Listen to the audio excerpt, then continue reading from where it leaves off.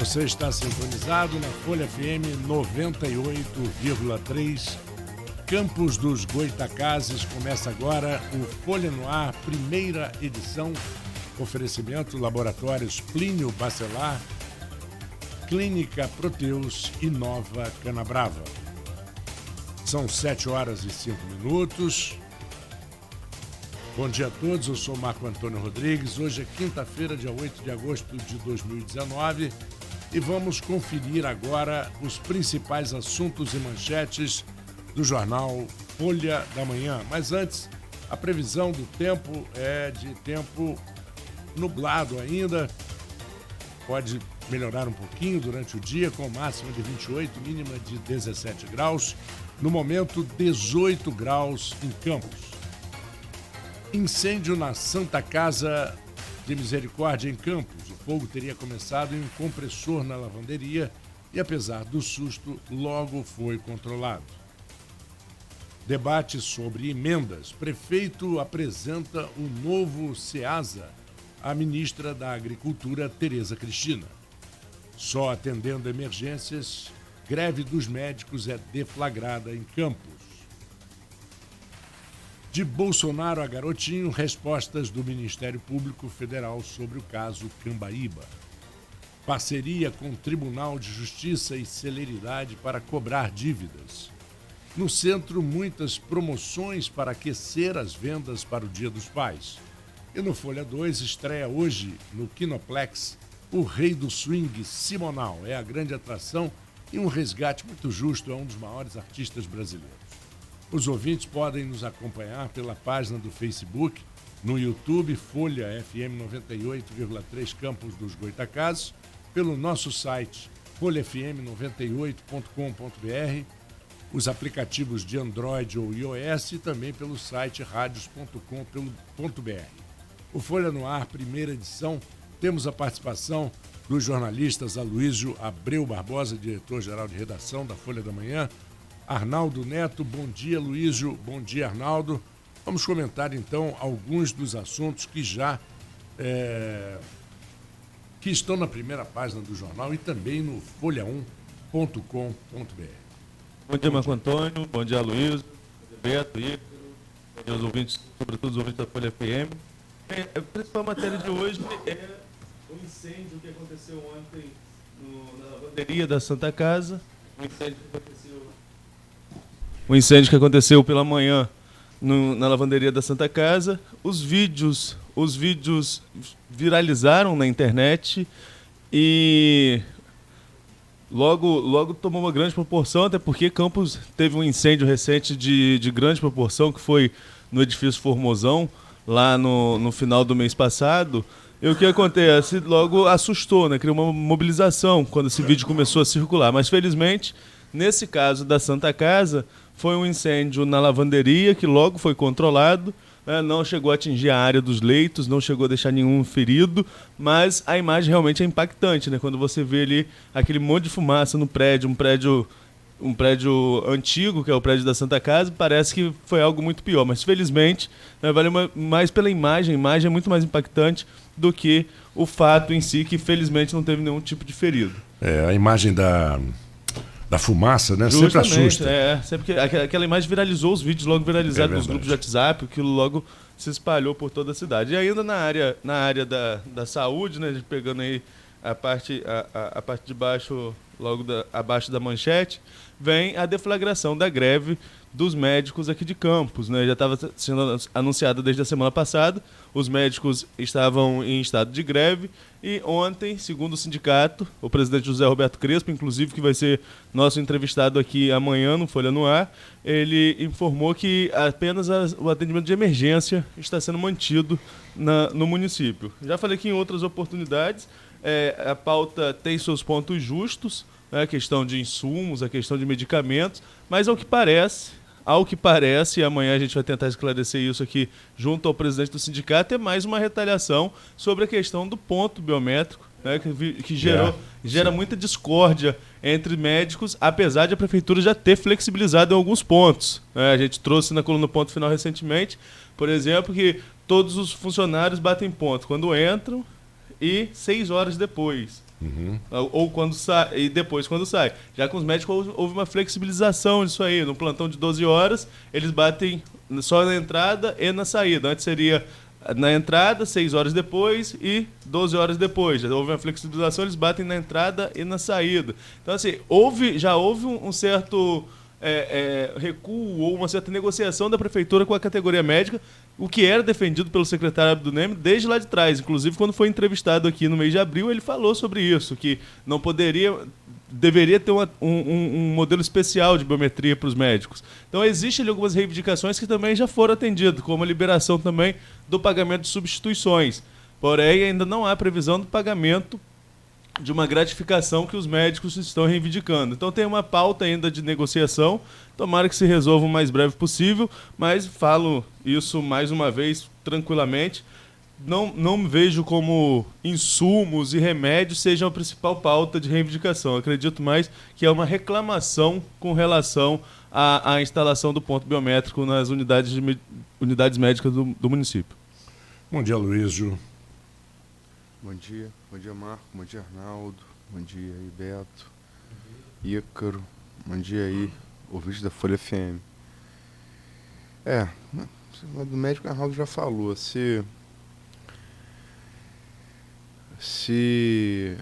insumo e condições dos hospitais fosse motivo para greve, ela estaria ato contínuo, pelo menos desde o governo Rosinha, né? Então, não dá para enganar trouxa, não dá para falar que isso que é logicamente que você está em greve por um motivo, lógico, aí que você joga para a galera, você coloca isso também como motivo. Mas sobretudo porque o que é engraçado, brasileiro tem umas coisas muito, muito peculiares, né? O contingenciamento do governo Rafael por repasse dos royalties menor do que o previsto foi anunciado, eu acho que... Sim, mês passado, não quero lembrar a data. Mês passado... Enfim, acho que, se eu não me engano, foi pelo menos a última 2/3 do mês já tinha decorrido, né? Acho que foi dia 17, 15, mas não vai ver ali. Só que a pessoa ouviu o governo falando que ia contingenciar. Quando sai o pagamento do contingenciamento, ai meu Deus do céu. Quer dizer... Dia 21, falei. Você acertou, última dezena, 2/3. Dia 21 aí saiu o pagamento sem as gratificações enfim, e as substituições. Ai meu Deus. Quer dizer, aí vamos fazer greve. Logicamente que amanhã vai estar aqui o presidente do sindicato, José Roberto Crespo. José Roberto Crespo, logicamente que vai dar a versão dele, vai dizer que não é bem isso, papapopou. Mas é isso sim. E também, logicamente, a questão do ponto eletrônico. E tem que lembrar sempre, ponto eletrônico, em Macaé, o prefeito de Macaé, que é médico, Dr. Luísio, quando instalou o ponto eletrônico em Macaé, sabe quantos médicos saíram de Macaé?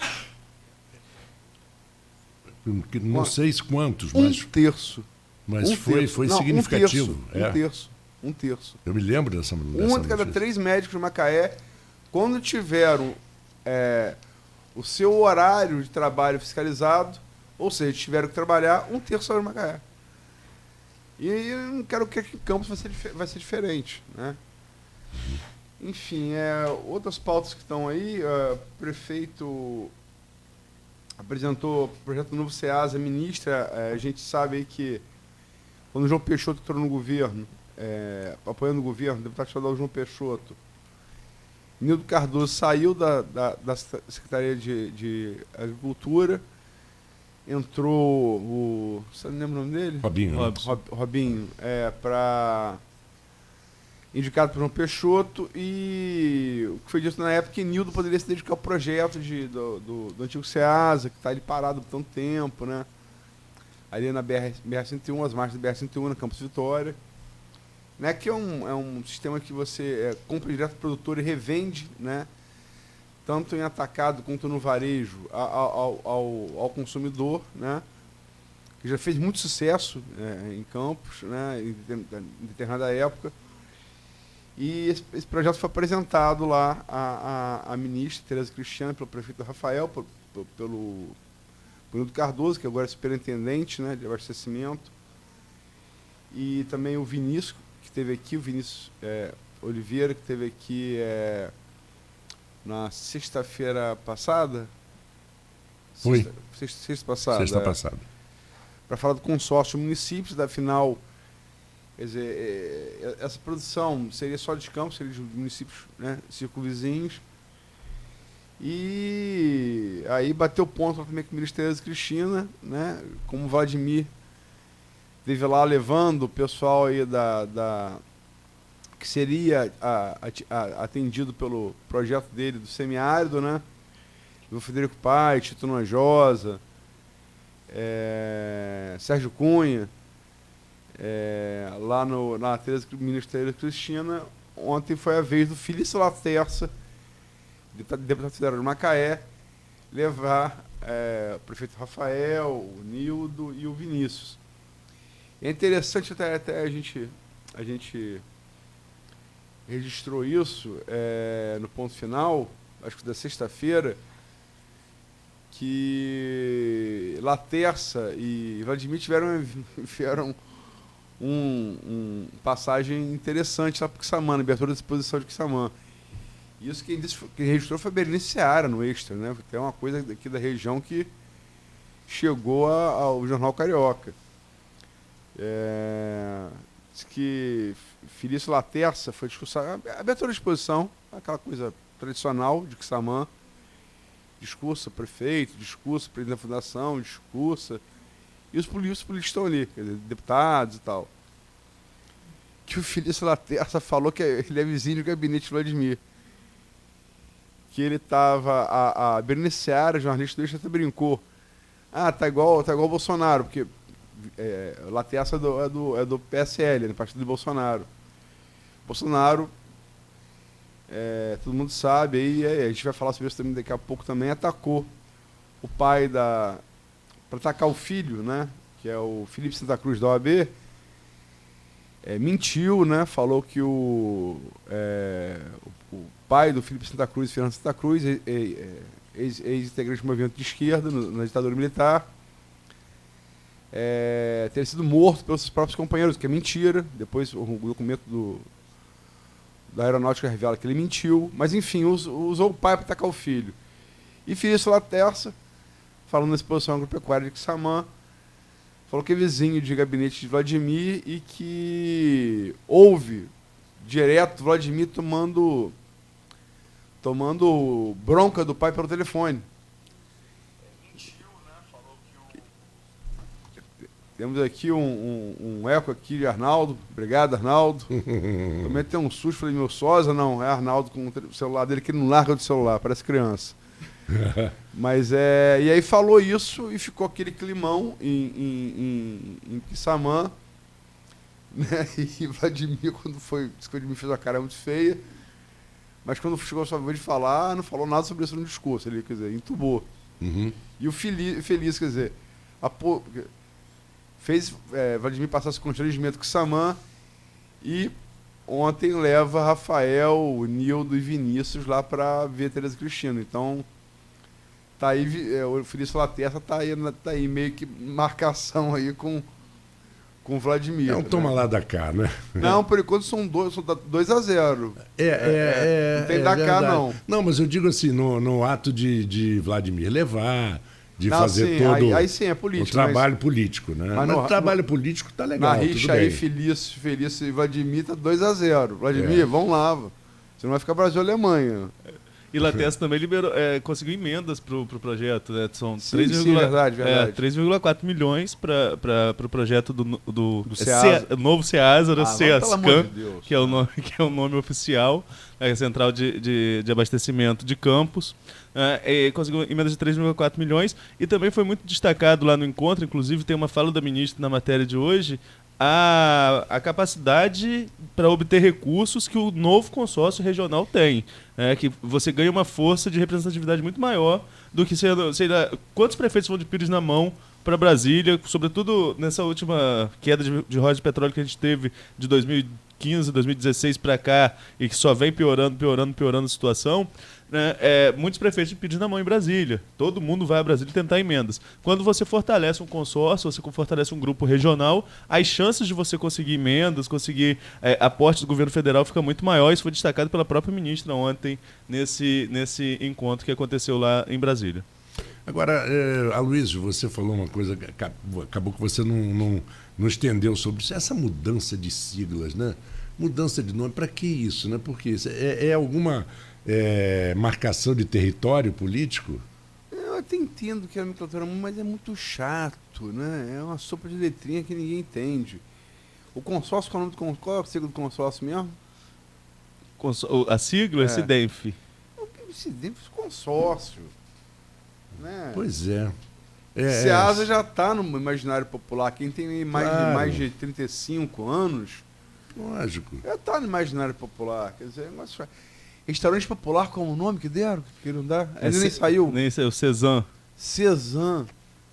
Quer dizer, é chato, né? É pernóstico para não dizer pedante, né? É muito chato. Muito chato. E fica com aquele clima assim, não, eu vou botar uma nova sigla, porque daqui a 10 anos as pessoas já esqueceram a outra. É que nem aquela história do FIES, né? Vamos chamar de FIES, porque aí todo mundo vai esquecer do crédito educativo que existia desde os anos 60, 68, 67, 68, e que dizem que não havia na época, né? Não, aqui tem mania de sigla americano, né? Americano tem mania de sigla. Se tem. Tudo pro americano é sigla. E eu acho chato pra caramba, sinceramente. Eu acho muito chato. Confuso, né? Mas a gente falou aí dos dois assuntos que a gente tem que tocar também. Tem que ter novidade do dia também, Arnaldo. Você tá mais inteirado aí do Eike Batista preso de novo. Eike foi preso de novo, mais um... Eike. Não sei. Ele foi preso novamente, né, idealizador do Porto do Açu. Ele deu um depoimento recente na CPI do BNDES. Eu estava até vendo aqui se tinha alguma relação. Lauro Jardim, que foi o primeiro a divulgar a nota. Ele deu um depoimento recente na CPI do BNDES em que ele negou toda aquela delação de Cabral, em que diz que recebeu 16 milhões e meio de dólares para desapropriar a área do Açu, o que ligaria aí a Lava Jato a São João da Barra, né? E teve inclusive busca de apreensão de documentos no próprio Porto do Açu em uma das fases da Lava Jato, mas ele negou tudo isso na CPI do BNDES, foi contestado inclusive pelo próprio Vladimir. Vladimir foi um dos deputados que contestaram especificamente nesse ponto relacionado ao Porto do Açu, e ele negou tudo, disse que ele nunca deu contrapartida nenhuma político, que os investimentos deles eram privados, favorecia político porque o político pegava uma carona naquele crescimento, né, mas não tinha nenhuma ligação com político direto. E agora ele é preso de novo em mais uma fase da Lava Jato do Rio de Janeiro, mas que ainda não tem detalhes dessa operação. A informação do Lauro Jardim é que ele já está preso. Isso aí já está confirmado, aí que já está preso mais uma vez. E no... Eike tá no cilindro. Tá no cilindro. Tá. Vai ter que raspar a cabeça de novo. De novo, fico impressionante. Impressionado. Acho que dessa vez ele nem botou implante novo, acho que não deu tempo, não. Continuou careca ali. Botou um bonezinho. Mas eu vou falar um pouquinho, porque Aloysio aqui é um apaixonado por música também, como era teu pai. E o Folha 2, uma matéria muito interessante, muito bem feita, sobre o lançamento desse filme, O Rei do Swing, Simonal, que é a grande atração. Eu fui convidado, mas infelizmente não pude ir, para o pré-lançamento no Rio. Até minha filha foi no meu lugar. E teve uma festa no Copacabana Palace depois, com o Jorge Benjor, com vários artistas. E, recentemente, o Ivan Lins, no programa do Serginho Grossman, em nome dele, mas que de uma certa forma reflete por outros artistas, pediu publicamente desculpas ao Simoninha por não ter feito nada, porque ele sabia que aquela história não era bem aquela do Simonal, e talvez, mas isso quem perdeu foi o público, que se privou de uma certa forma um dos maiores artistas de todos os tempos, que foi o Wilson Simonal. É bom porque o filme resgata um pouco o talento e a incrível voz do Wilson Simonal. Não, o Simonal... Mamãe passou açúcar em mim. Era uma coisa... É um dos maiores, assim... Entertainers. Ele tinha uma coisa de palco que era uma coisa impressionante. Era aquela coisa, é uma expressão que hoje tá carregada de preconceito e tal, mas era um cara assim, ele mascarado, ele era tirador de onda, marrento. Ele nunca negou que era mascarado. Ele diz numa entrevista, mas Simonal, você ficou mascarado? Eu falei, eu não fiquei. Eu era mascarado desde que eu não tinha um centavo no bolso. Eu era mascarado. Ele era famoso, se fosse presença de palco, ele puxava o público para cantar um refrão de música. Isso é fato, isso não é história. Ele saía do palco, saía do teatro, ia no bar em frente, tomava uma, falava o quê? Deixa aquele bando babaca cantando lá, agora eu vou voltar. E voltava, ele tava... Pessoal cantando. E tava ex-prefeito Betinho Delari, Senhor da Barra, chegando aqui, mandando... Chegou com o Arnaldo, mandando beijo no coração.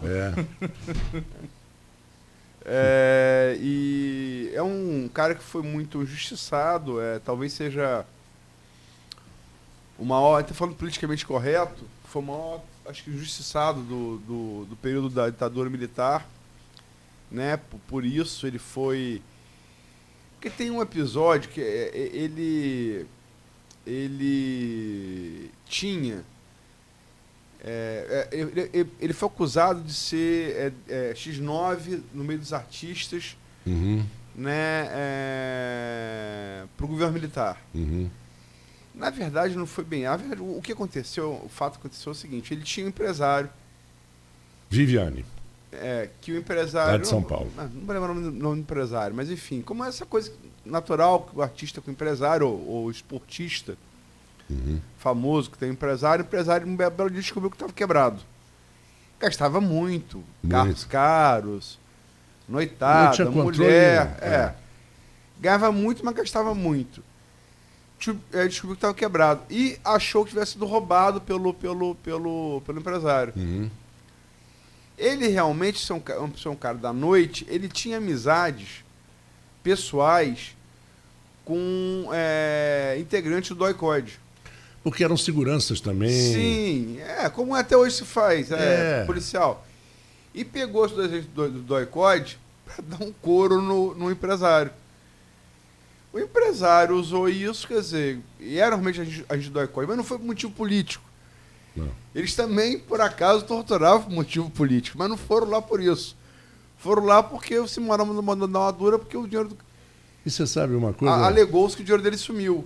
E aí essa coisa ficou, né? E o Simonal foi acusado de X9. Quer dizer, o Simonal, pra você ter uma ideia, ele foi com a delegação de 70 para a Copa do México. Foi. O auge dele como cantor. E ele era tão mascarado, então você acreditava tanto nessa lenda que ele mesmo criou, que o pessoal começou a sacanear ele. Pô, Simonal, tem uma vaga para você no time aí.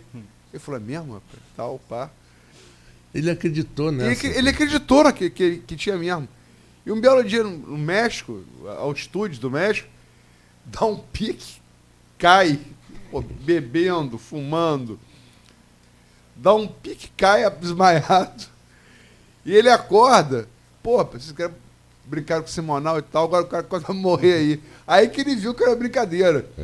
Quando ele acordou, viu o Carlos Alberto, Jairzinho, Pelé falando, pô... Não, mas a melhor... Se eu botar pilha no cara, o cara agora vai morrer. Eu quero ver aí se que eu ele consigo... viu que era piada. Quero ver se eu consigo trazer aqui. E que para contar essa história, eu estou tentando, já estou quase na bucha para trazer, que não foi, o Paulo César Caju. Faço questão de trazer um dia aqui. Vai ser. Ele contando essa história, você passa mal de rir. Caju estava também na seleção. Tava. Botaram o pilha. Agora, antes de registrar, se não Diva Abreu mata a gente depois, e com toda a razão, deu um showzaço um showzaço. Agora exposição agropecuária, né? Tempo de exposições agropecuárias em campos na região. A Folha tinha um circo da Folha. Uhum. As loucuras de Diva Abreu, ela comprou um circo da dona do circo, depois a dona do circo sumiu com o circo. Diva Abreu é meio simonal também. É. Mais consciência, mas essas...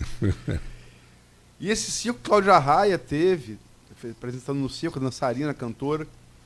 Wilson Manal teve no circo e foi um showzaço. É. Foi um senhor show. Tem uma passagem que está gravado, e é bom que o ouvinte pode... Hoje tem tudo no YouTube, é uma maravilha. O Wilson Manal, que não falava uma palavra de inglês, cantando com Sarah Vaughan. E Sarah Vaughan, uma das 3 grandes divas da história do jazz, acho que junto com ela Fitzgerald do Billie Holiday, uma das 3 grandes divas da história do jazz, cantando em inglês sem errar, foneticamente, e a mulher deslumbrada com ele. Impressionante. Falando de Sarah Vaughan. Uma das 3 grandes divas da história do jazz. Então eu ia até falar, porque no auge do boicote ao Simonal, a Folha da Manhã acreditou no Wilson Simonal, trouxe a Campos e foi realmente um espetáculo. Eu, infelizmente, não estava, mas ouvi já histórias geniais. E também, a coisa de 2 anos atrás, também o Simoninha, grande, belíssima homenagem. E é uma coisa que eu acho que a gente vê, porque a gente sempre fica nessa coisa, essa bipolaridade de direita e esquerda. Hoje se fala muito, né, da perseguição que a esquerda está sofrendo e tal. É verdade, está sofrendo mesmo. Né? A gente falou aqui de Tereza Cristina, a ministra da Agricultura. Por incrível que pareça, a agropecuária brasileira está vendo o tamanho da banana que está entrando com essa loucura de Bolsonaro e do ministro Ricardo Salles, ministro do Meio Ambiente, em dar carta branca para desmatar a Amazônia. Porque se isso acontecer, a Economist deve estar saindo agora, essa semana, com uma capa terrível com o Brasil, sobre o Brasil, né? The Economist, que é uma das maiores revistas, né? Sobre economia do mundo, né? Britânica. Porque se isso acontecer, todo produto que garante nossa balança comercial favorável, que é a exportação de commodities de agropecuária, soja, carne, vai por água abaixo. Vai por água abaixo, porque nenhum país da Europa, nem a China, até na China, não está aceitando mais comprar produto de país que depreda o meio ambiente. Até a China está chegando nessa. Né? Quer dizer, se a Europa boicotar os produtos brasileiros, e os Estados Unidos, a despeito de Trump também, se tem uma consciência ecológica muito grande, né, vai ser um desastre para a economia do país. Esse adeus dará com a floresta amazônica vai ser um descalabro econômico também. Além de ser um descalabro ambiental, vai ser econômico. E a agricultura hoje, Tereza Cristina, o setor do agronegócio, está vendo a furada que está entrando com mais essa loucura do governo Jair Bolsonaro, porque vai ser um desastre. Quer dizer, a Europa não vai comprar nossos produtos, né? A Oceania não vai comprar nossos produtos, os Estados Unidos, a despeito de Trump, não vai comprar nossos produtos, e mesmo a China hoje já tem uma consciência ambiental muito maior do que se pensa aqui no Brasil. Né? Mas, enfim, essa direita acéfala que está aí, muitas vezes no poder e oprime a esquerda em todas as áreas possíveis, para ver também como a esquerda, há tempos atrás, fez com quem não se enquadrava. Porque o Simonal nunca foi de direita nem de esquerda, ele era ele. Ele era ele. Eles usaram por conta disso, foi crucificado pela esquerda de uma maneira vil. Todos os artistas, e o Pasquim, principalmente, que comandava isso, eu vivi isso, 69, fazendo vestibular, e o Pasquim saindo, sabiam que ele não era. Eles sabiam que ele não era nada de dedo duro. É aquela história que o Nelson Mota fala. O Simonal era aquele cara que chegasse, rapaz, cuidado comigo, sou amigo dos homens, bicho. Sou amigo dos homens. Não é nada de amigo dos homens, não conhece ninguém. Tinha 2 ou 3 seguranças de guarda, que era do DOC, como o Luiz falou, que é verdade, mas nunca denunciou ninguém, não era dedo duro de nada. Mas aí mexe com a vaidade dos outros, porque ele era sucesso. Mais do que todos juntos. Sérgio Mendes veio ao Maracanãzinho para fazer um show e não conseguiu entrar no palco porque o público, 25 mil pessoas, e tiveram o erro de chamar o Wilson Simonal, eu estava no estádio, para abrir o espetáculo. Não quiseram deixar o Simonal sair e o Sérgio Mendes até muito educadamente falou assim, não vou entrar, pô, deixa o cara aí, pô. O público pagou, quer ver ele. Deixa. Você tem uma ideia. Não, mas é bom pra gente ver como é que as coisas se invertem. O que fizeram com o Simonal o que eu acho pior do que uma morte em vida, né? Transformaram ele num pária. Foi. Uma morte em vida. Essa tua frase foi ótima agora. Até me emocionou um pouquinho, porque eu vi. Na televisão você tem imagens dele, coitado, debilitado, tentando com um papelzinho do governo dizendo que ele nunca foi. E não era isso. Era só vaidade. Muita vontade de ver o filme. E só para, antes de passar pro próximo bloco... Vamos emendar com o nosso querido... Não, tem que falar do assunto ponto final, porque é um assunto que está aí. Não, eu sei, mas não vamos a intervalo, não. Vamos direto. Tá. Então, o MPF ontem, finalmente, o Ministério Público Federal de Campos, né? O procurador Guilherme Virgílio, não vou esquecer mais o sobrenome, o procurador estiver vindo, desculpa, mas eu lembrei, Virgílio, autor da Eneida, agora não esqueço mais, né? A obra que fundamentou o latim, né? Eneida de Virgílio, agora não esqueço mais. É a maneira de não esquecer. O Guilherme é fácil, o Virgílio que é mais difícil, mas eu vou lembrar de Eneida, Dona Eneida também, Dona Eneida Enes, também grande professora de português de Campos, não vou me esquecer. Ele ontem finalmente respondeu as perguntas enviadas na quinta-feira. Caso Cambaíba, eu falei aqui agora há pouco, presidente, Bolsonaro, segunda-feira, semana passada, vai os repórteres dizer que atacar a OAB porque achou que a OAB se meteu, porque na apuração do caso Adélio, todo mundo sabe, deu a facada a Bolsonaro na campanha, elegeu ele, inclusive. Aí que a OAB se meteu, a OAB, na verdade, cumpriu seu papel institucional e constitucional de não deixar a PF periciar o celular do advogado de Adélio. A PF periciou o celular de Adélio. Vai e pergunta quem é essa OAB e depois revela quem é Bolsonaro. Vai falar que o pai de Felipe Santa Cruz, presidente da OAB, Fernando Santa Cruz, era militante de esquerda, de fato, da Ação Popular Marxista-Leninista, a PMPL, a PML, né? E desaparecido em fevereiro de 1974. E, enfim, ter sido morto não pelas forças da ditadura, mas pelos próprios companheiros. É uma mentira. Bolsonaro mentiu. Né? Eu já falei isso aqui, mas é bom falar para o presidente da República. Mentiu. Documento do Comando da Aeronáutica RPB 655, estou lembrando de cabeça, eu acho que é isso mesmo, né? Atesta que em 22 de fevereiro de 1974, Fernando Santa Cruz foi preso pelas forças de repressão. Daí em diante, ninguém sabe dele, quer dizer, 45 anos. A Comissão da Verdade dá duas hipóteses. Uma delas foi levado para São Paulo, torturado, morto pelo Estado, e enterrado numa vala comum do cemitério dos Perus. A outra alternativa, e aí entra Campos na história. Ele teria sido incinerado, teria sido o corpo incinerado na zona Cambaíba, como alega o ex-delegado do DOPS, que não era a segurança do Simonal, o Cláudio Guerra, um livro Memórias de uma Guerra Suja, de 2012. A história é longa, mas sempre tem que contar ela para contextualizar, que alguém pode estar vendo pela primeira vez e não, né? E ontem, o Ministério Público Federal, quando sai o livro do Cláudio Guerra, os dois ministérios públicos de Campos abrem investigação.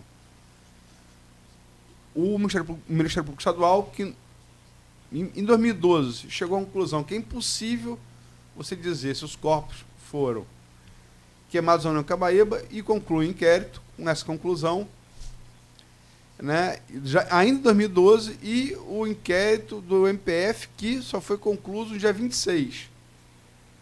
Né, 26 do mês passado.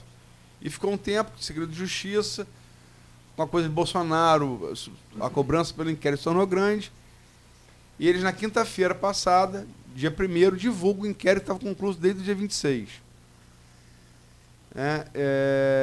Dizendo que, apostando na tese do Cláudio Guerra, que os corpos teriam sido, sim, queimados em Cambaíba. Aí, o jornalista Aldir Salles, que junto comigo está cobrindo o caso, enviou demanda para o Ministério Público Federal, para assessoria.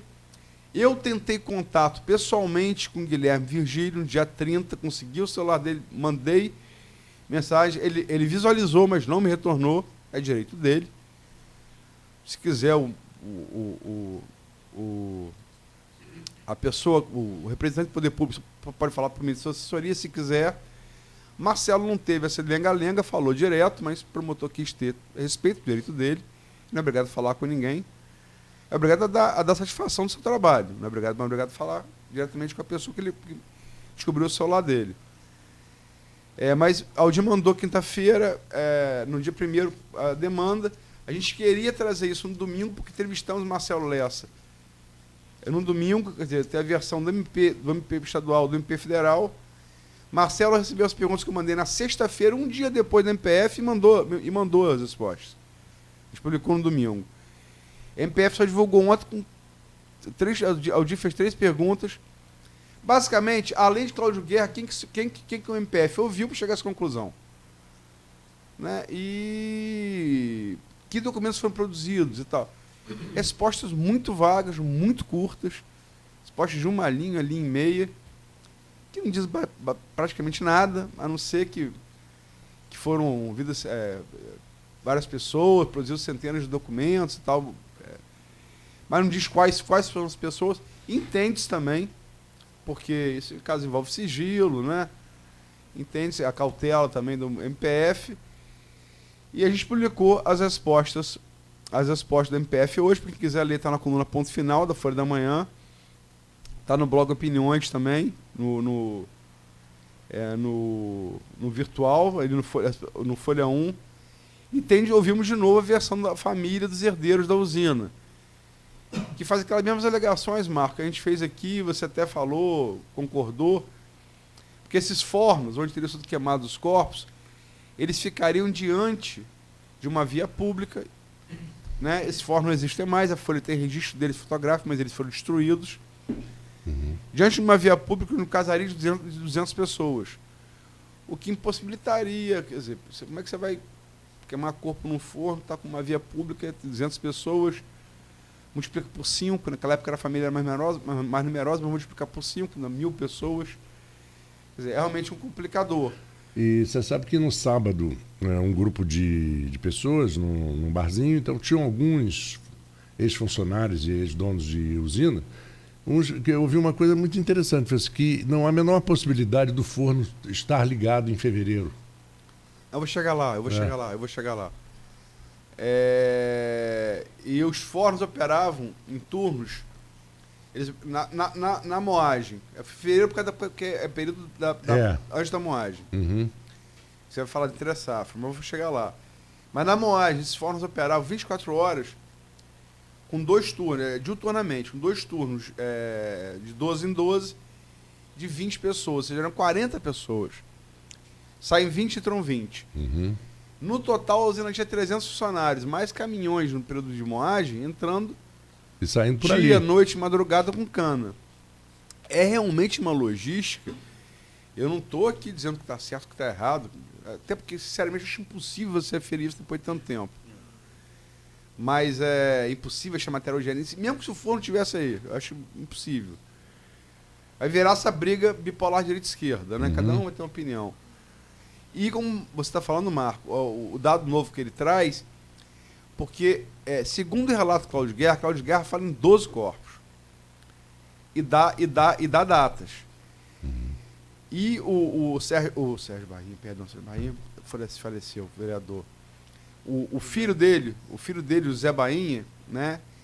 Que é o neto do Eli Ribeiro Gomes, que era proprietário da usina na época, pegou essas datas dadas pelo Cláudio Guerra narra com detalhes, né, o que também, por outro lado, dá consistência ao lado que diz que sim, porque ele dá muito detalhe né, no livro dele, mas 8 desses 12 corpos teriam sido no período fora da moagem.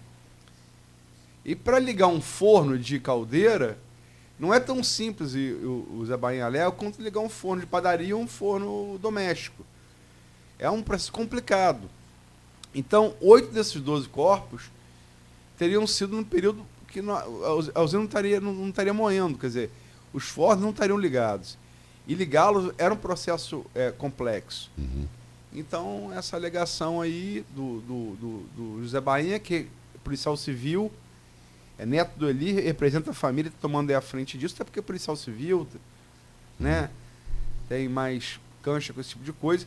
E fala porque o MPF, no final, só acusa o Cláudio Guerra dos crimes que ele mesmo assumiu. Mas a família insiste que, pela honra do avô, ela vai brigar, sim, para que essa versão, pelo que ela entende que seja correto, né, em relação a essa versão. O MPF não responsabilizou o Eli ou alguém da família pelo caso. Responsabilizou apenas o Cláudio Guerra, que, por sinal, está preso em prisão domiciliar porque matou a esposa e a sogra. Gente boa. Gente boa. Gente boa. Nunca foi preso à toa. Ele está condenado, né? Pela esposa e a sogra. Então, é isso daí. O presidente Jair Bolsonaro jogou isso daí na... e para terminar, só antes de Betinho... Betinho antes ia gostar, agora não vai gostar mais. Se fosse uns 15 anos, eu ia adorar, mas agora não. Agora ele vai ficar com a cara meio assim e tal. Bolsonaro vai segunda-feira ao programa Leda Nagli, que é uma das poucos jornalistas aí que é pró-governo, e vai no programa, e aí falando sobre segurança, sobre violência no Rio. Segunda-feira. Até que mostrou foi... eu quero agradecer a Ícaro, que mostrou, foi muito engraçado. Aí pergunta assim, presidente, o senhor está em Brasília, mas o senhor também mora no Rio, você está indo sempre no Rio e Brasília. Como é que você vê a violência no estado do Rio, né? Aí ele começou a falar, e houve quem prometesse acabar com a violência em 6 meses. Aí Bolsonaro vai vir, mas ele era garotinho, né? Aí faz assim com a mão, quá. Escreveu até livro, né? Aí, realmente, o garotinho escreveu um livro em 98, por isso que eu disse, Betinho, se fosse uns 20 anos você ia gostar, hoje você não vai gostar. Mas Não, você vai responder. Você vai responder, calma. Mas ele escreveu um livro em 98, nessa época o Betinho ia gostar. Em 98, e sobre segurança pública, ele se elege naquele ano governador, né? Botou em prática o projeto de segurança pública dele, depois Rosinha deu seguimento no governo Rosinha 4 anos depois, e deu no que deu. Foi. E deu no que deu. Mas é isso. Betinho da área. Betinho. Prazer tê-lo aqui. Bom dia, Luísio, Marco Antônio, Bento, Arnaldo, Ícaro, bom dia. É um prazer muito grande. É a minha primeira visita aqui, né? E eu me sinto assim muito à vontade, porque como ouvinte, eu sou ouvinte desse programa. Eu sou um cara que acordo muito cedo, né? Gosto de fazer o meu café da manhã, então lá para as 4h30 eu acordo. Quando é lá para 6 horas, 6 e pouquinho, eu vou fazer minha atividade física. E a primeira coisa que eu faço é ligar aqui no programa de vocês através da internet e fazer a minha esteira, né? E eu me sinto aqui orgulhoso pelo convite, porque eu estou realmente entre o padrão ouro da imprensa aqui da região. Bom, já que você acorda 4h30, eu posso até poupar meu celular. Você faz o seguinte, como eu acordo às 5, você me dá uma ligadinha. Não, e o preço é barato. É barato. É barato. Tá bom. Betinho, brincadeira. Você viu esse negócio do presidente com o Leda Nagli, não, né? Não vi não. Foi engraçado. Rodou. Eu quase vinha com a camisa da cor do seu casaco. É um lilás, né? É quase um rosa, né? mas estava amarrotada a camisa. Aí eu peguei a outra que estava no cabide e trouxe para cá. Quase rosa? Eu tô rosáceo? Hã? Eu tô rosáceo? Não, você está muito bem, cara. Magrinho, bonito, bonito casaco. Né, Arnaldo? Isso aí. Agora, eu e o Aloysio, nós temos uma amizade de longa data, né? Isso é verdade. Não só com ele, como o pai, que essa amizade, ela veio de gerações. De gerações, De exatamente. gerações. Eu costumo até dizer que quando a Folha da Manhã estava para nascer, eu assisti ainda adolescente, né, lá com meus 17, 16 anos, essas discussões, porque Gruçaí, em São João da Barra, ela reunia muitos veranistas ali que eram empreendedores, muitos que sonhavam assim, que sempre torciam muito para o município de São João da Barra por causa do clima aprazível, era um local assim que trazia um relax. E várias vezes eu vi esse debate, essa ideia da criação, né? E hoje está aí esse empreendimento da comunicação, esse grupo importantíssimo, né? Eu gostaria... O Gruçaí não podia ser do Tafona, não? Atafona, eu morei em Atafona, o clima de Atafona é maravilhoso. Não, porque eu morei em Atafona, saí com 6 anos de idade. Pedro Júnior Andral tinha um caso em Gruçaí, né? Isso, e o Andraus, como presidente do Clube de Gruçaí naquela época, ele promoveu ali e foram diversos eventos. sócios da Folha Nunes, né? Exatamente, por isso, exatamente. E eu queria me apresentar um pouquinho, porque quem tem menos de 30 anos pode até ter escutado falar no Betinho da Uaire, né? Mas é complicado porque eu estou fora da política de disputar eleições partidárias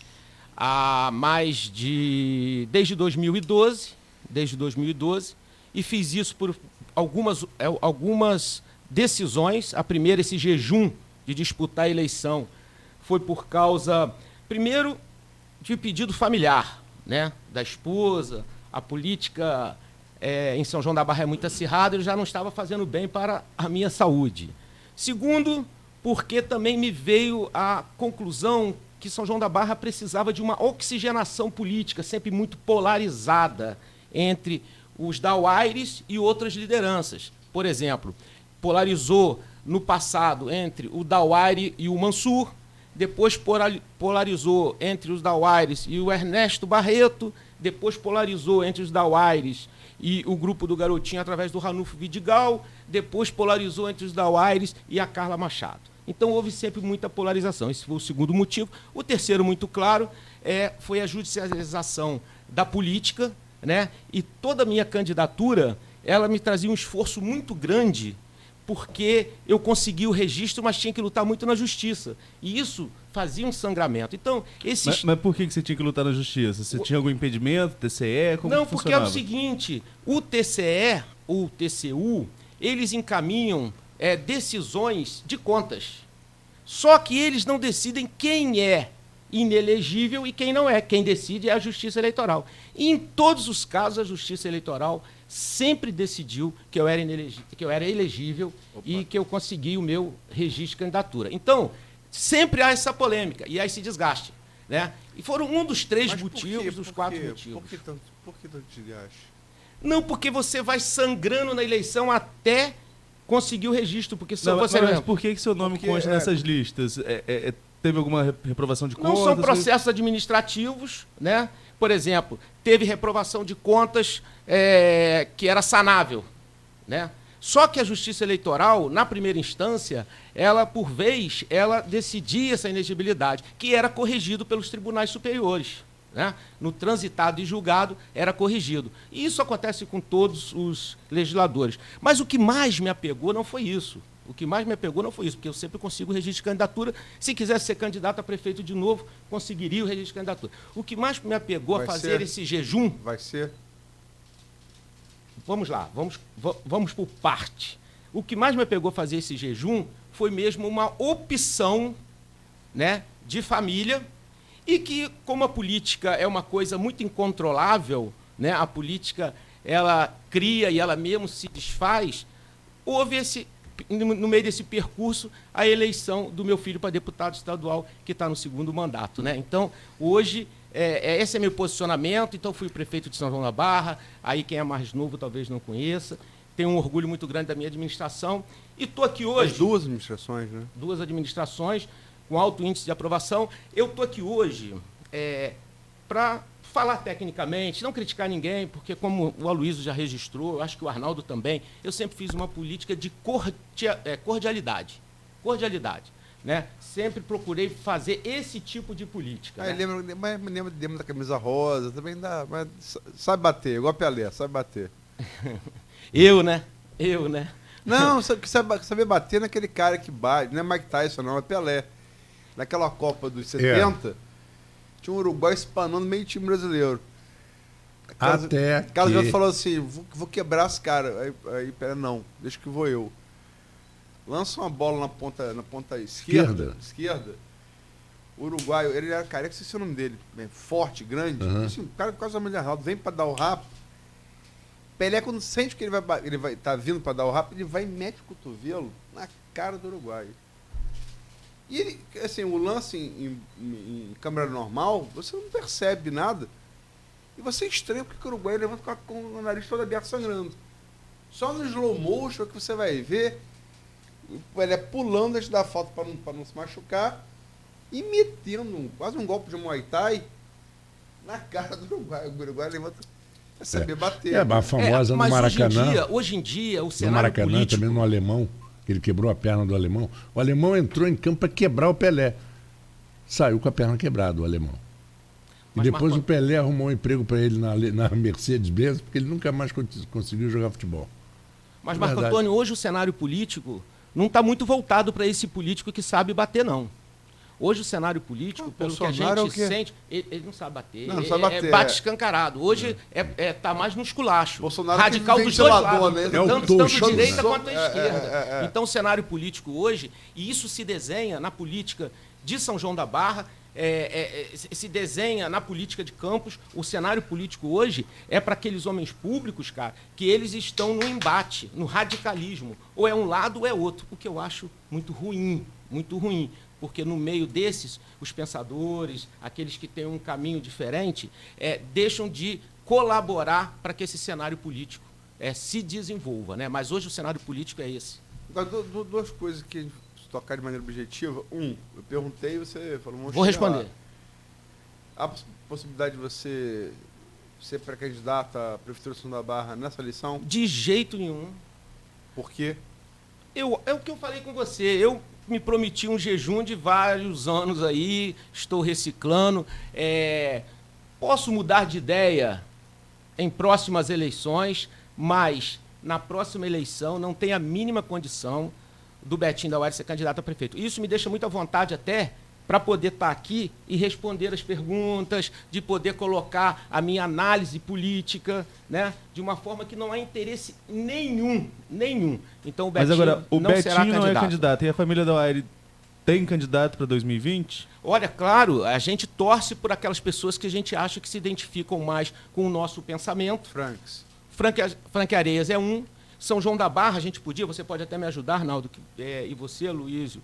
Não, São João da Barra, Arnaldo. Não, mas você é um apaixonado por Arnaldo domina. Não, sim, agora, mas o domínio... Arnaldo, tem os candidatos que tem lá. Arnaldo sabe de 15 candidatos. Eu vou tentar ser assim, o mais cordial possível, dentro das possibilidades, e fazer algumas análises, porque a análise política técnica, ela é diferente da análise do eleitor, que tem muita sensação política, né? A sensação política é o reflexo, é o jogo jogado da política.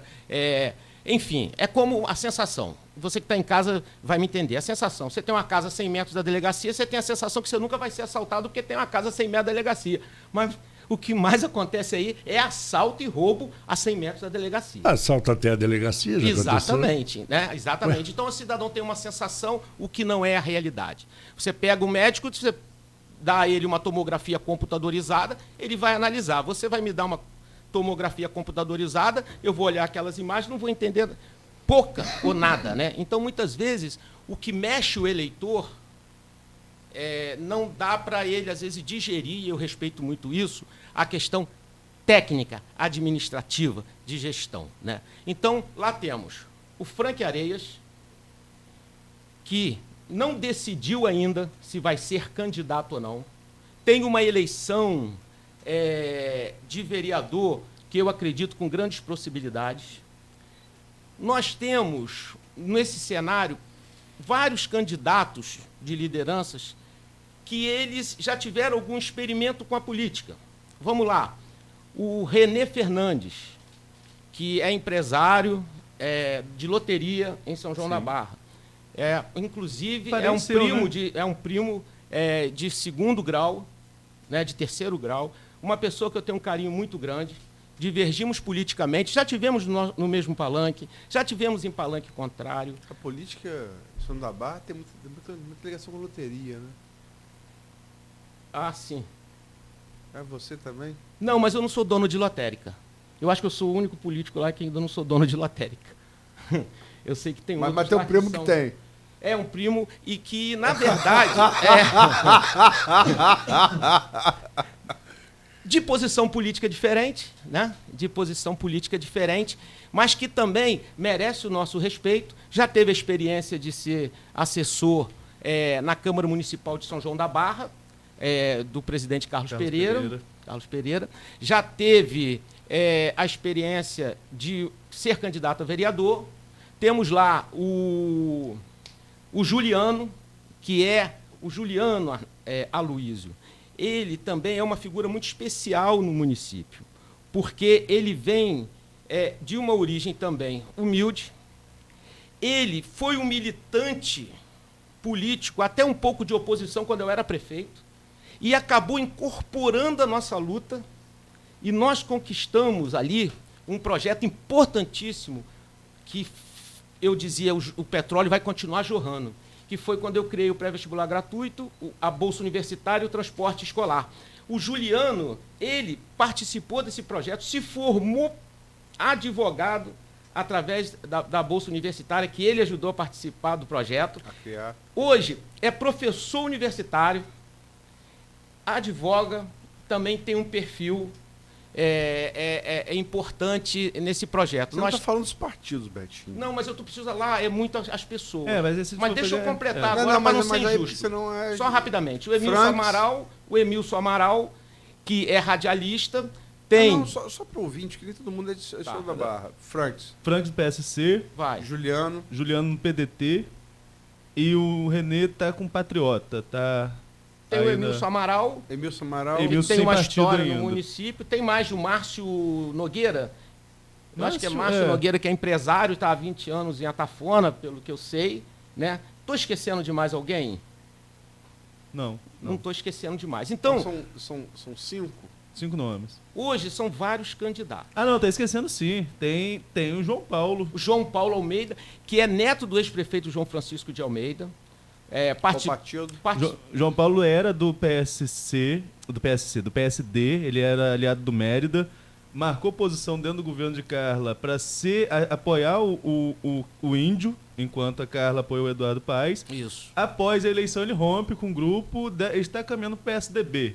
Mas, como ele falou, é neto do ex-prefeito João Francisco de Almeida, aliado, inclusive, da família Dauaire durante muitos anos, né? É verdade, João Francisco de Almeida fez parte do grupo, deu uma grande contribuição para a administração de São João da Barra. Então, esses jovens, essa nova geração de oposição em São João da Barra, eles merecem o nosso respeito. E eles nascem de um momento do afastamento da família Dauaire na eleição municipal, né? E porque só que hoje esse momento de polarização cria uma dificuldade para eles. Por exemplo, se eu for linkar a política de Campos, eu posso estar errado na minha interpretação. Em Campos, as coisas estão muito definidas e vão facilitar o eleitor, pelo que eu acho. Por exemplo, você pega quem é governo, defende a forma do prefeito governar, e você olha para o outro lado e pergunta assim, quem é a oposição radical ao governo? Quem é a oposição que você identificaria radical ao governo? Hoje, aqui em Campos? Em Campos, dos candidatos. Dos candidatos? Não, o grupo garotista. O Vladimir Garotinho. Vladimir, então, parece que está muito facilitado, e eu acho que outro dia até vocês debateram isso aqui, essa questão de facilitar o eleitor. Né? Nós temos polarização, né? A polarização, porque o momento é muito disso. Né? Nós temos outros bons candidatos aqui em Campos, Nós temos deputado Rodrigo Bacelar, que é um bom deputado, o deputado Gil Viana, que é um bom deputado.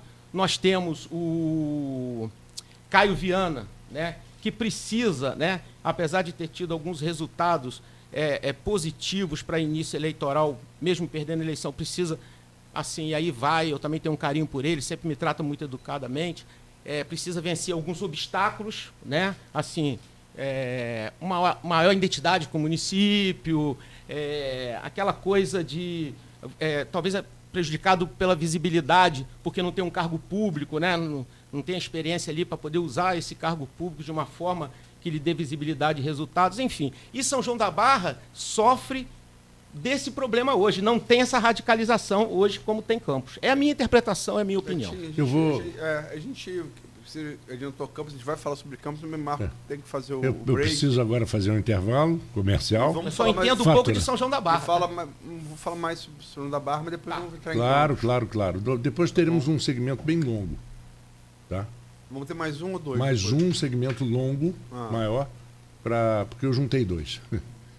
Comercialmente. E agora vamos ao intervalo e voltamos já com Folha no Ar, primeira edição. Já pensou em concorrer a 1.000